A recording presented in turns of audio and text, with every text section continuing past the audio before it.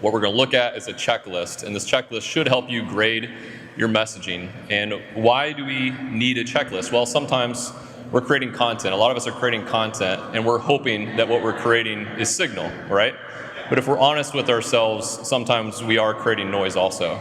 So it's helpful to have tools like a checklist to keep ourselves honest and see, are we creating something of value? So before we get into it, I want to use a couple examples here, and I don't want to look at marketers' content. I want to look at entertainers' content. We're going to look at the world of late night TV. This is my sketch of Mr. Letterman. This is pre-Santa beard. What was the piece of content that David Letterman is known for? What do people know David Letterman for? That list, the top 10 list, right? Did you guys know that he did that for 29 years? For 29 years. A lot of us struggle to get a couple blog posts out in a month, and his team was doing this every single night for 29 years. Whenever he retired, there were a lot of top 10 lists, like the best of, right? And there was one that really caught my attention. And it happened on a night where they actually had a top 10 list ready. They were ready to go to air, and they decided to pull it at the last second. And the writers went back, and they had a few minutes to scramble and throw something together, and this is what they came up with. It was the top 10 numbers between 1 and 10. And look online, you'll see all of his best, and this is always mentioned as one of the best. And you're probably curious what it is. I'll go ahead and run through it. Number 10 was 7, number 9 was 4, number 8 was 10, number 7 was 3, number 6 was 8.5, 5 was 9, 4 was 2, 3 was 1, 2 was 8, and then there was a two-way tie for number 1 between 5 and 6. I love this. And again, everybody agreed this is one of their best. Of all the 29 years, this is one of their best. So why is that one of their best? Well, it's absurd, it's silly, it's brief, it's self-deprecating, but they use this very reliable format.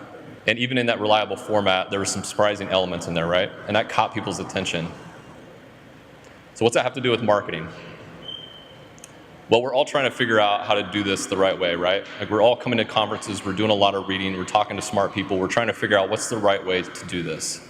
And what I see is there's usually people that fall into two camps. You're either the type of person who leans towards the data, or you're the person who leans toward the creative. And a lot of what we're talking about is how to stay human. A lot of times we're worried about the data. Maybe the data is going to overtake this. We're all going to get a little bit too on the data side. But in both of those camps, you've got a scientist, and in another camp, you've got an artist. And the scientist says, we've done the research, we have the numbers, here's the plan. And the artist says, your research is intimidating, it's confusing, it's boring, we're going to do what feels right. And these two camps, they butt heads. Do you guys see this? Most of you guys probably fall in one of these camps, and you can't stand the other person in the other camp because they hold this other thing over you. But the truth is we need both, right? We need both. And we need to understand the other side. We need to understand both camps so we can bring them together. Because we always really believe that science is going to find your audience, but once you find the audience with the science, the art's going to grab their attention. And that's how we can keep that human element here. So I want to run through our content list. This is a list you guys can use. It's a top 10 list. It just happens to be. It didn't start out that way. It started as a list of 7, and over the years we've added a couple. But before we get into our top 10 list, I want to talk about where you use this. What we're trying to do here is grade and come up with the best idea. And the first thing I think you should know about coming up with ideas, and I bet a lot of people here agree with this, is if you want a good idea, it helps to have a lot of ideas. So have a lot of ideas. Embrace that divergent and convergent thinking. We go through what we call the sideways Christmas tree. We start with that challenge, and we diverge our thinking, then we converge it down. Probably about that second or third triangle there is probably where this checklist can come into use. You've got a lot of ideas. Now it's time to grade them and see which one's going to work.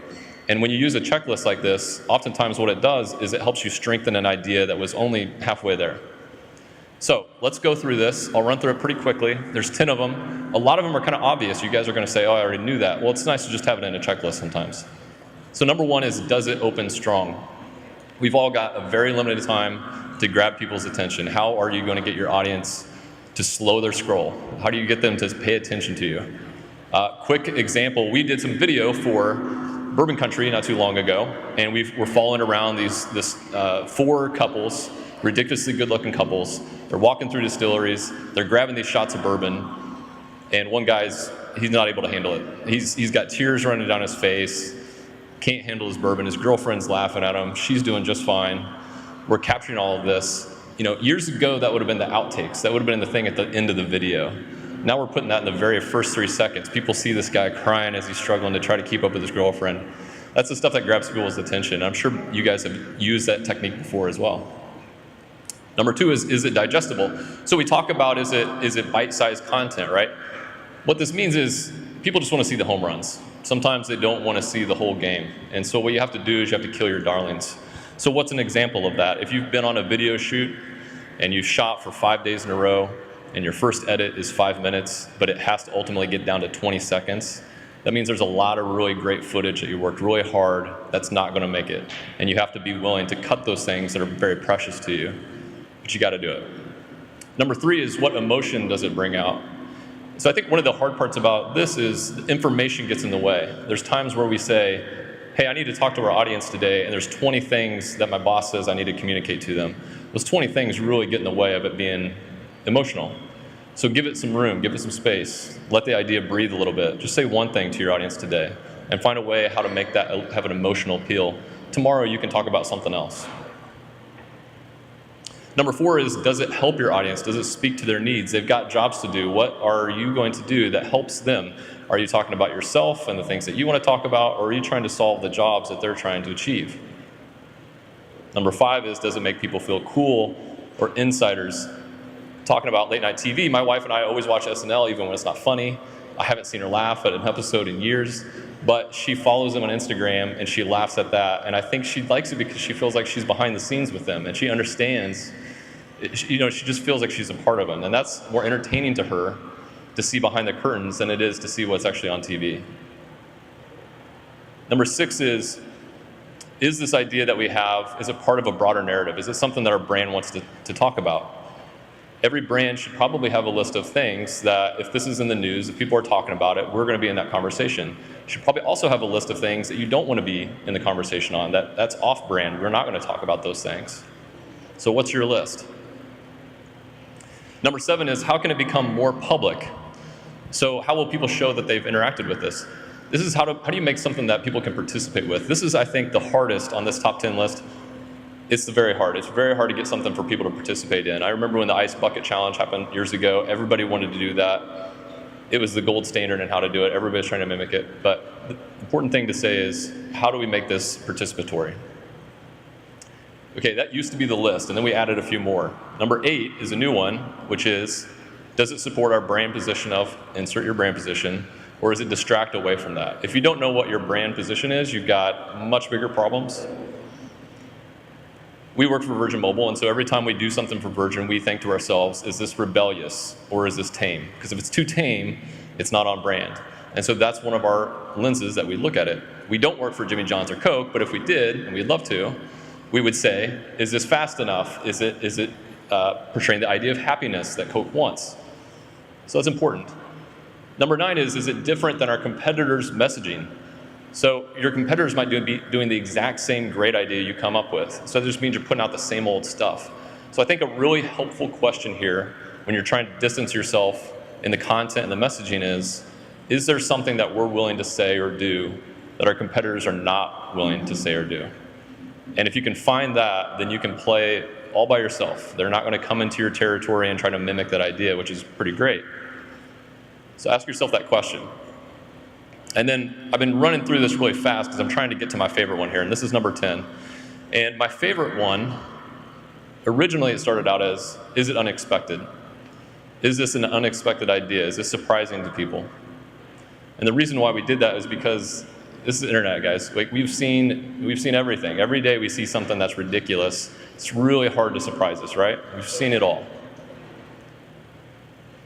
So we gathered the team around and we said, guys, this is our top 10 list. When you're coming up with ideas, make sure that you're hitting on as many of these as possible. Make sure there's something about it that's unexpected. Don't bring us ideas that aren't unexpected. And everybody in our team nodded their heads and they said, sure, that makes sense. They moved back to their desk. But there was one designer who came up to us and Dave said, hey, Justin, love the list, man. That's great. Any tips on how to make something unexpected? And I said, that's a great question. And my answer was, yeah, I have no idea. I actually don't know how to make something unexpected at all. I had done that thing that a lot of bosses do, which is said, go do this, even though I have no idea how you do that. So I felt bad about that. And I went back and I worked on it and I figured it out. That all the things that I thought were unexpected, they'd just done something wrong. They had taken a best practice and they had intentionally broken that. And so that became the new number 10, was what can we do that's intentionally wrong? What best practice are we intentionally breaking? And the reason for that is wrong is real.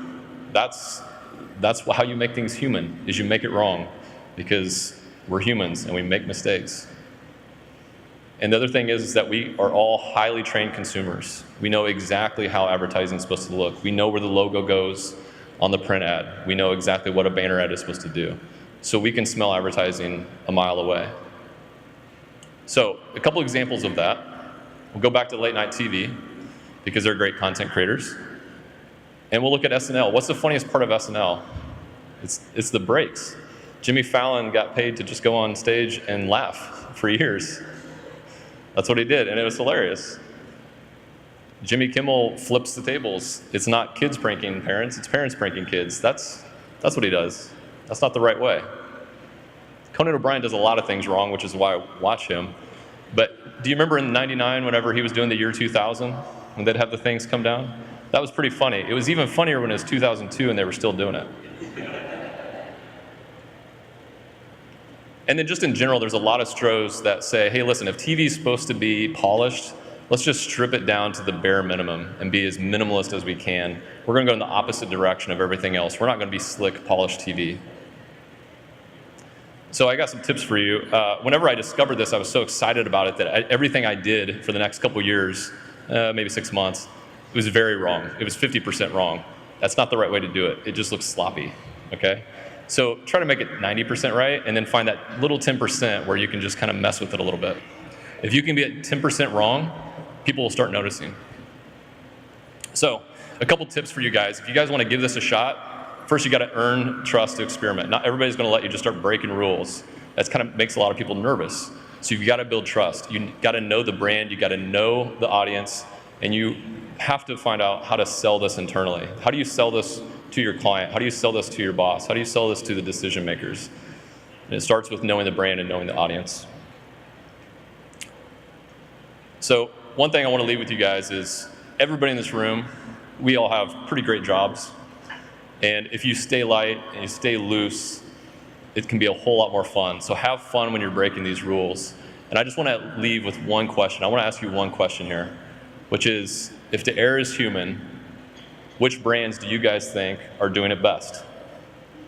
So tag me at @Watkins on Twitter. Make sure you get the hashtag in there. Let's hear what you guys think. I want to hear which brands are breaking the rules best. All right. Thanks for listening, guys.